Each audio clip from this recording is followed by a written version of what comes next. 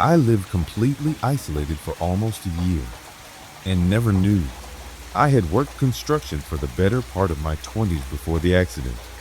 I never had to know how to get into engineering school like my parents wanted for me, but I preferred to work with my hands anyhow. Jobs came and went, contracts ended, but ultimately I always had a site to work or a building to put up.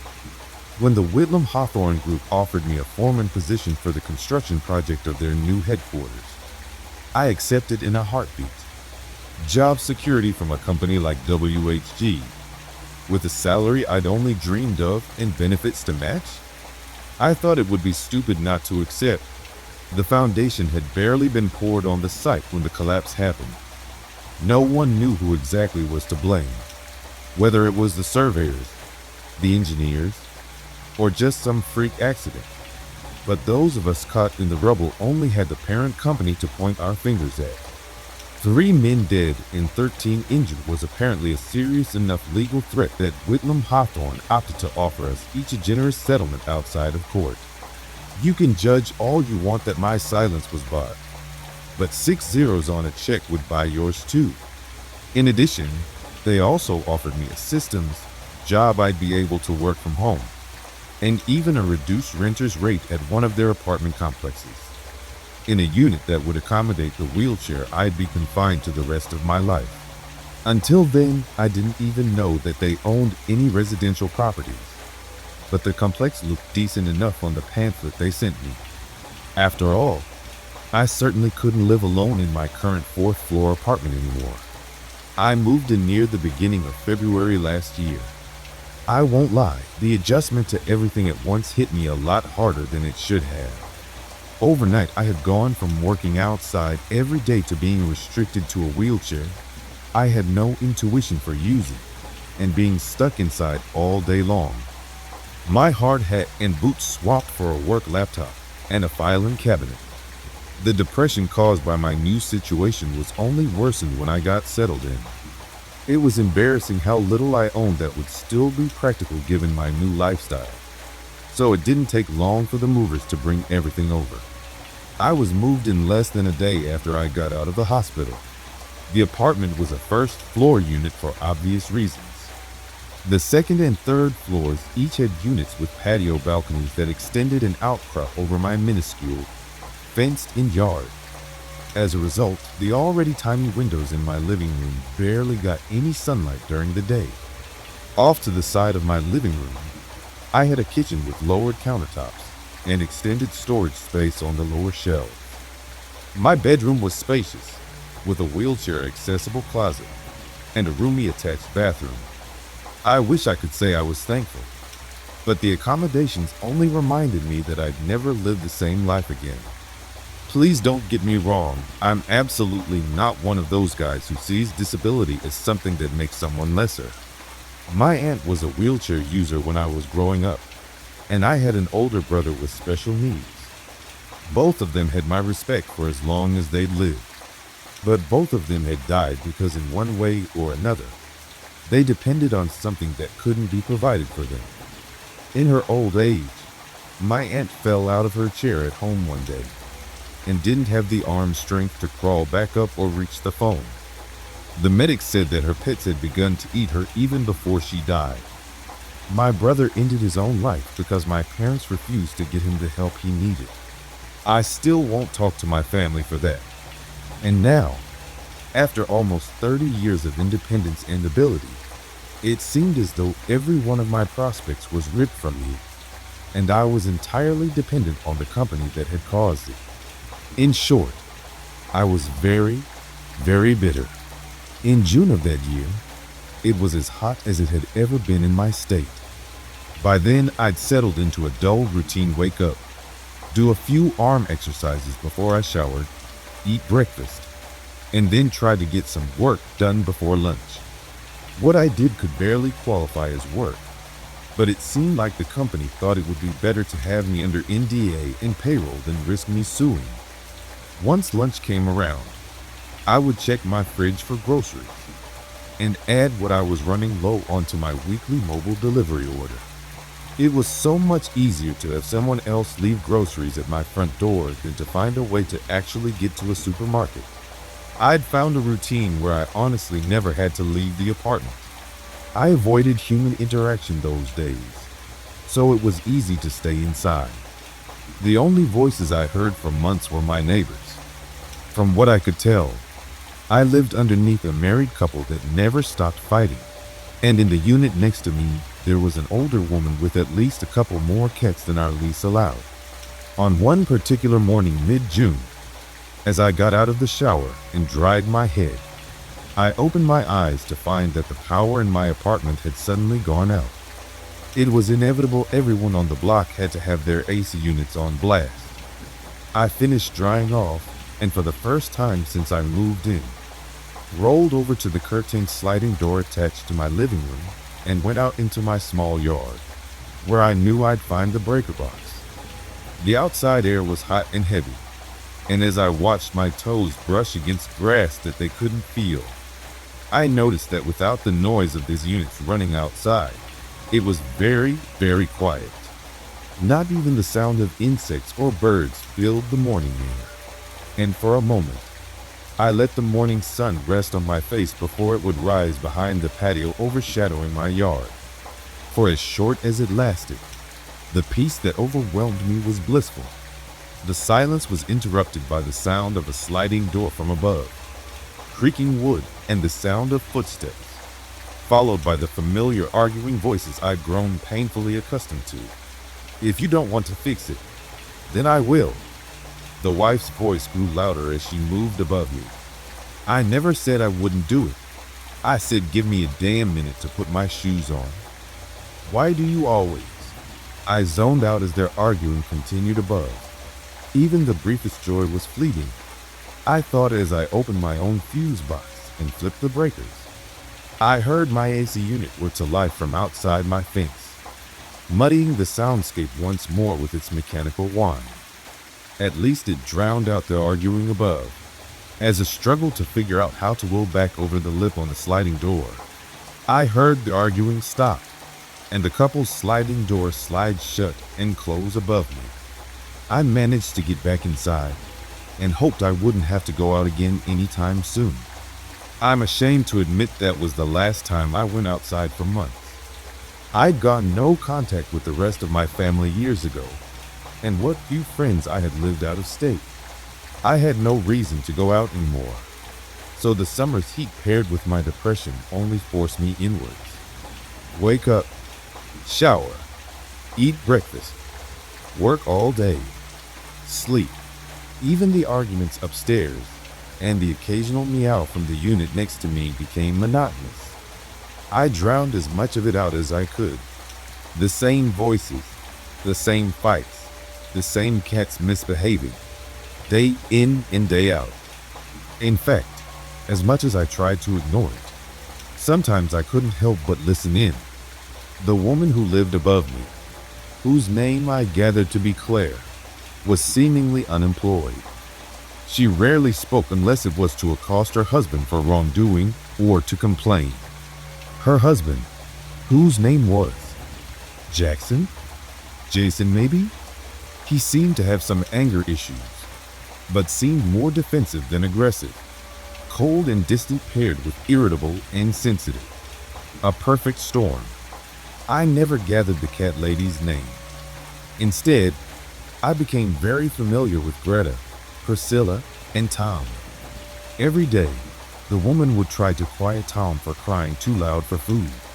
And sometime in the afternoon, she would accost Greta and Priscilla for fighting over a nap spot in the sunbeam. Having natural sunlight enter the room sounded like heaven. The voices were my only human connection. It was mid-September, when I attempted to clear my throat of my developing allergies, that I realized I hadn't heard my own voice in months. I cried myself to sleep that night, feeling more alone than I'd ever been. By October, the isolation became unbearable. I found myself listening to the voices more than I ever had wanted to, quieting my apartment as much as possible just to catch them when I could. The same fights, complaints, meows. They became my friends, my comfort. One night, out of some sense of desperation, or maybe just a form of entertainment for myself, I started responding.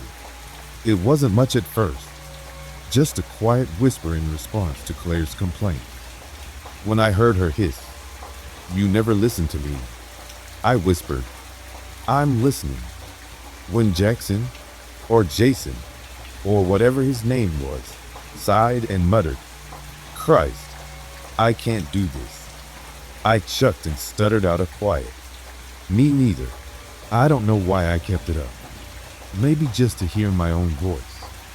Maybe because, in a pathetic way, it made me feel like I was connecting with someone. I knew it was stupid and illogical, but it made things feel just a little less empty.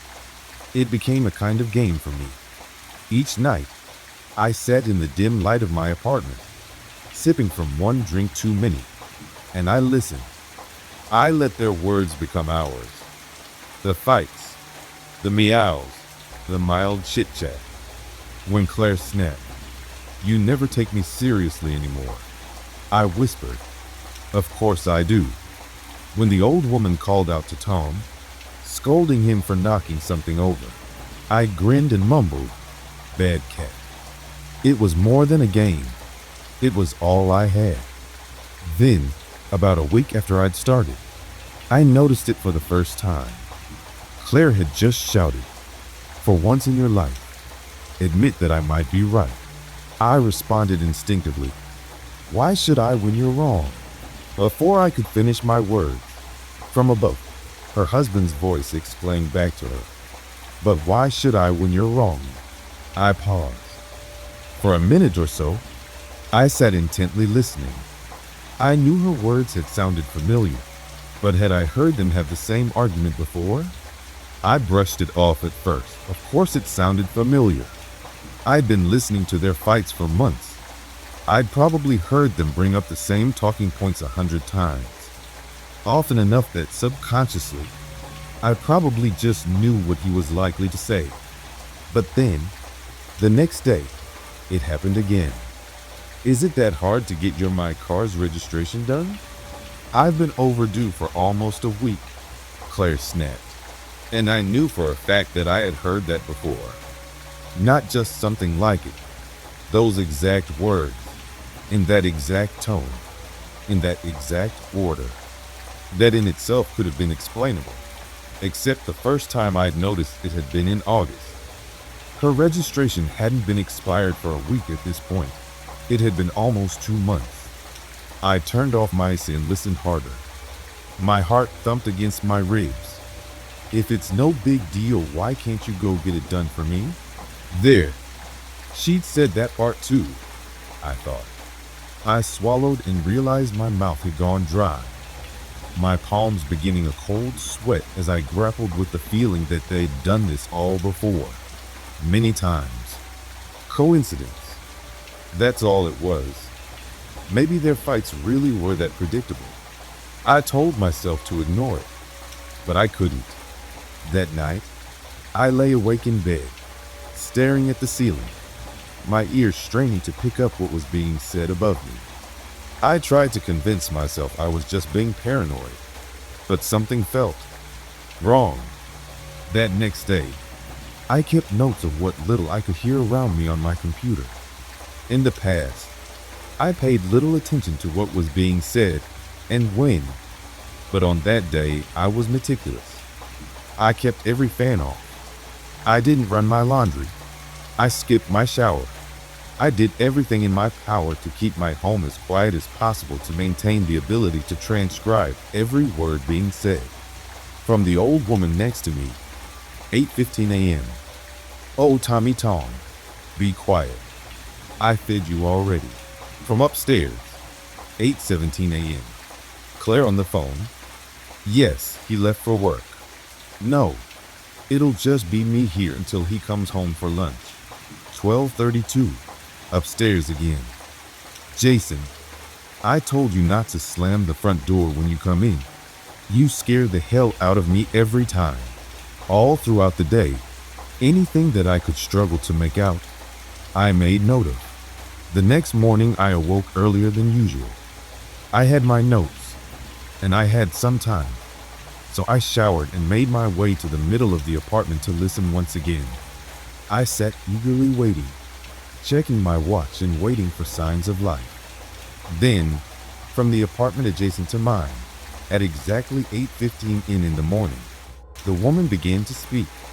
"Oh, Tommy Tom, be quiet. I fed you already." 8:17. "Yes, he left for work." "No, it'll just be me here until he comes home for lunch." And more. All morning long, I listened in awestruck silence at my entire day's transcription being reenacted word for word, minute by minute. By the time 12:32 rolled around and Claire complained about the door slamming, I was sickened to realize that on neither day, nor any other, had I ever actually heard their door slam shut, as if the same script was being read over and over, just muffled enough and just faint to keep me from noticing. I needed air, so I did something I hadn't done in months. I left my apartment. I struggled to wheel out into the complex's courtyard, squinting against the sunlight, the fresh air strange but refreshing against my skin. The apartment building wrapped around in a neat, uniform U shape, with a mirroring building just across the narrow parking lot. The second and third floor balconies of each building were stacked like dull concrete shelves above my head. I looked up at the couple's unit just above mine. The small windows all had their blinds wide open, but I couldn't make out movement inside. I wheeled, turned to look at the unit next to mine, where the old woman lived. Blinds open, but the same no movement inside. I realized quickly that every unit in my building and the building across the way was the same. Blinds open. No signs of life. I sat there for nearly an hour, watching. Not a single shadow moved behind the windows. No doors opened. No one entered or left the building. The silence pressed against me as I realized that not only were there no people visible to me, there was no movement at all. No birds. No passing cars. No distant voices from other tenants. Just the wind and the faint mechanical hum of this unit. Living isolated will do strange things to your mind. It'll make you keep track of things that societal norms would normally remind you of. But it also makes you ignore glaring truths right under your nose. It wasn't until I sat there, utterly confused, that I suddenly realized that I had never seen my neighbors. Not once. Not leaving their doors. Not in the parking lot. Not on their balconies. Despite hearing their voices out there almost every night. I hadn't even spoken to anyone in person when I moved in. I'd filled out all of my paperwork online, and I had been driven here by a company vehicle when the movers said they brought everything over. A sick feeling crept into my stomach. I had lived here for 8 months. 8 months of hearing these people argue, of hearing the woman behind me talk to her cats. And I had never once seen another human being in the flesh. The implication had barely begun to set in when, almost in reaction to my realization, the blinds in the apartment next to mine suddenly closed shut. They were followed only a few seconds later by those belonging to the unit upstairs. And in almost a cascade, all of the open blinds for every unit in the building were closed. I moved faster than I ever had in my chair. I wheeled quickly out of the little courtyard and into the parking lot street. Surely, there had to be a leasing office somewhere nearby. As I reached the lot, I looked both ways and saw only rows and rows of identical buildings. The blinds on each slowly closing, the movement rippling away from me for what seemed like miles of units. I had never realized the scale of the complex. As I hustled to find any building that stuck out, I noted that I still saw absolutely nobody. Empty cars parked in lots, bicycles leaning against fences, varying patio furniture, even children's toys left on sidewalks as though they'd be returned to shortly. All signs of life, but without any life at all to be seen. After about 20 minutes of searching for any indication of an office, I returned to my home. My arms were exhausted from moving more than I had in a long time, and I knew I couldn't keep searching forever. I made it back to my unit not long after, with the surrounding windows blocked from view by obtrusive blinds. My home felt bleak, solitary among the rest of them. It didn't help that I knew that somehow I really was the only one here. I made it back inside and closed the front door behind me. Not 1 second later, as I turned to go to my room, a chime startled me, and I realized that my doorbell had been rung. I immediately turned back to reopen door, but outside there was no one to be seen. Just my weekly grocery delivery sitting neatly on my doormat, impossibly waiting where it hadn't been only 5 seconds prior. The following days were a blur. Had there actually been anyone outside to look at my apartment, they would have seen me wildly going from window to window, peering through blinds like a tweaker waiting on a package. For about a week, all of the arguing, the meowing, the idle conversation that had repeatedly permeated my walls went absolutely silent.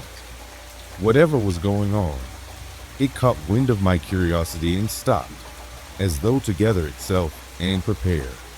And prepare it must have, since when the sounds of human voices and interactions reappeared a week later, they'd changed. New arguments, new discussions, even a new cat supposedly added to the bunch. The second day that the voices were back, I noticed that they were different from the day before. The conversations were new the next day as well, and the day after that. For 7 days, I almost allowed myself to believe that maybe I'd been imagining things. I even began to hear the occasional car outside, slowly creeping past. Maybe something I somehow hadn't noticed before? On the 8th day of the return of the noises, however, my heart sank. Repeated phrases, returning arguments and interactions that I'd already hastily taken note of 1 week prior. The next day followed suit. They'd learned, but only a little bit. Whatever loop was being played for me was now a whole week's worth of audio, not just a day's work. Even the passing cars returned exactly at the times I'd remarked the week prior. But now that I was looking for them, I could tell that they were driverless. 2 weeks had passed since I left my apartment, and a thought occurred to me. What would happen if I tried to interrupt the routine? I checked my notes of the prior 2 weeks and began to prepare a plan. The next day, the old woman would chastise her cats for ganging up on the new kitten at exactly 9:13 and 3 seconds. However, I would knock on her door at 9:13, hopefully forcing whatever charade was about to be performed for me to have to adjust. The next morning, I prepared myself. I shaved for the first time in weeks, and I made sure I looked as presentable as possible. I couldn't give them any reason or excuse to not open the door for me. I waited in front of the door for about 2 minutes, my eyes locked onto my wristwatch and my ears as alert as they'd ever been. The very second my little Casio turned 9:13, I knocked as loudly as I could without sounding aggressive, and was sure to stop knocking in less than the 3 seconds it would take her to start speaking. I waited with bated breath, far longer than I think I should have. 3 seconds felt like a minute, and by the time an actual minute rolled around, hours had gone by in my mind. I was satisfied enough with my ability to interrupt the cycle, and as I turned my chair to return back home, something spoke to me from behind the door. "Who is it?" 3 words. 3 new words, spoken undeniably in response to me. But whatever was speaking to me was not an old woman. I don't know if I could even call it human. The words felt disjointed, as though stitched together from other phrases and distorted in a rushed attempt to sound coherent. I barely had time to collect my thoughts before the voice called out again. The words the same, but the cadence and tone shifted, attempting to emulate normal human speech. It sounded more natural, but it was still undeniably inhuman. "Who is it?" I'm your neighbor from next door. Who is it? The voice called once more as, to my horror, the door cracked open. I braced myself to see something horrible waiting for me inside. Some mockery of a human being waiting to lunge at me from the darkness. But darkness, inky black and concealing, was all that greeted me from behind the door. The door opened in full, and as what little sunlight that could pour inside, there was absolutely no one inside. Absolutely no movement. No sign of life save for a voice that called out from the doorway, now in perfect form. Who is it? I peered my head inside the doorway, and as I did, I felt myself through a threshold, icy and cold. Worse was the feeling of loneliness that seemed to inject itself into my veins in all my months of being alone. I had never felt it quite so intensely as when I crossed through that door. As I entered the living room, only one thing about the otherwise unremarkable home stood out. A wheelchair, fallen over onto its side, lay in the middle of the floor. I couldn't see anything around it, but it was surrounded by sounds of slow, methodical chewing, and the occasional tearing of flesh partnered with a hungry meow. I left immediately. After that day, the written schedules changed more often, and far more sporadically. Sometimes I would go days without hearing anything. Sometimes entirely new arguments would appear in days I thought I'd documented, and occasionally the cars that would pass would make a turn they hadn't before. Every action was hollow though, and every voice was attached to nobody real. I knew that much for certain. I started to review my options. I hadn't seen another human being for the better part of a year by now, and I doubted that were to change unless I somehow got out of this complex. But where would I go? There was no one to come and pick me up. I hadn't opened my work laptop in weeks, and I knew no one in whatever city I was in. Did I even know where I was at?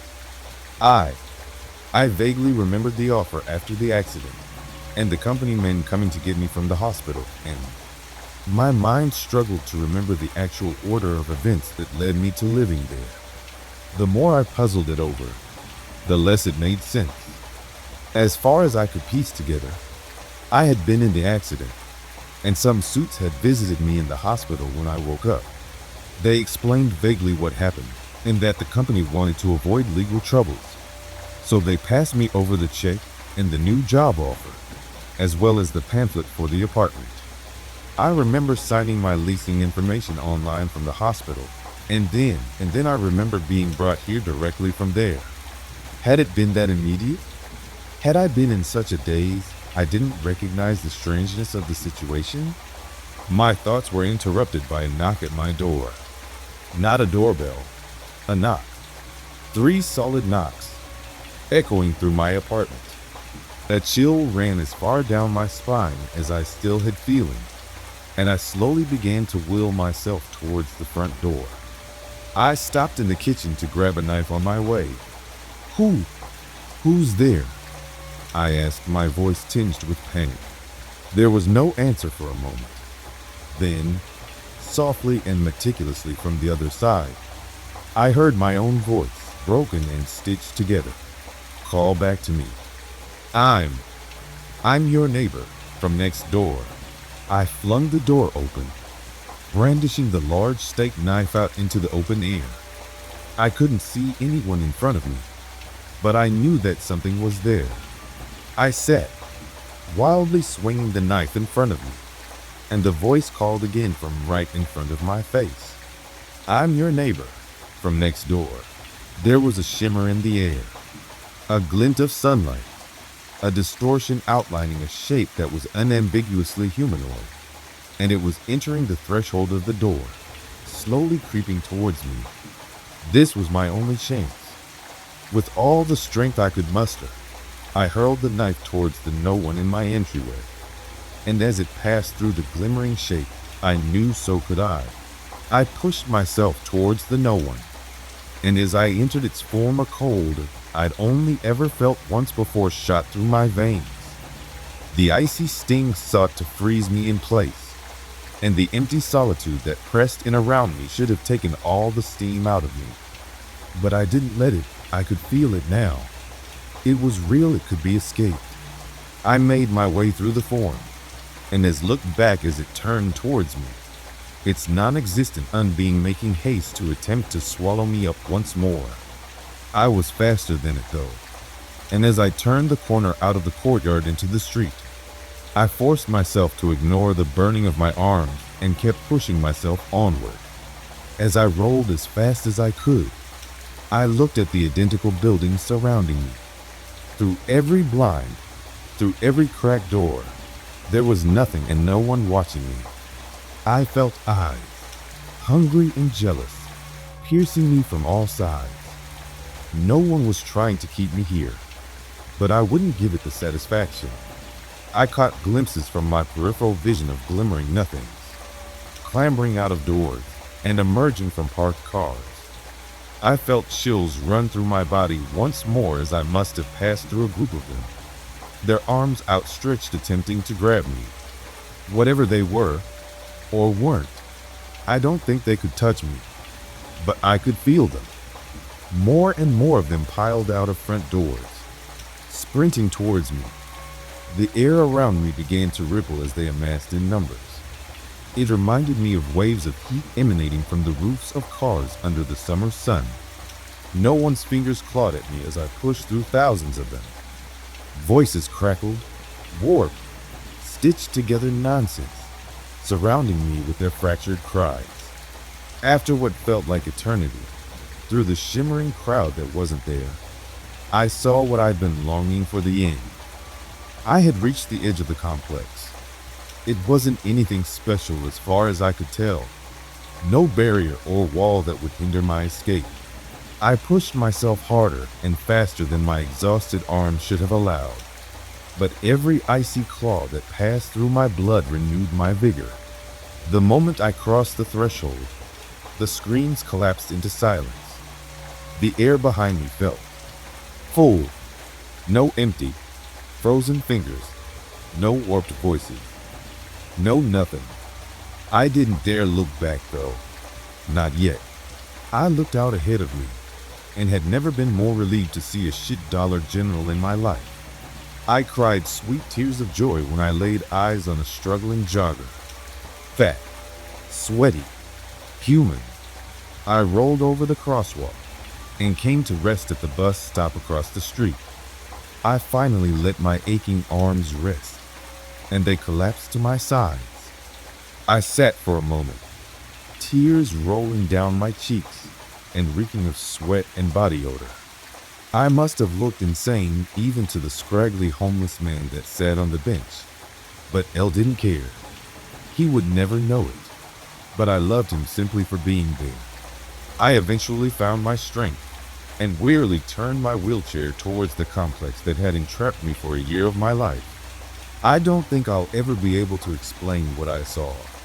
Before me lay an unassuming dirt lot, not larger than a football field.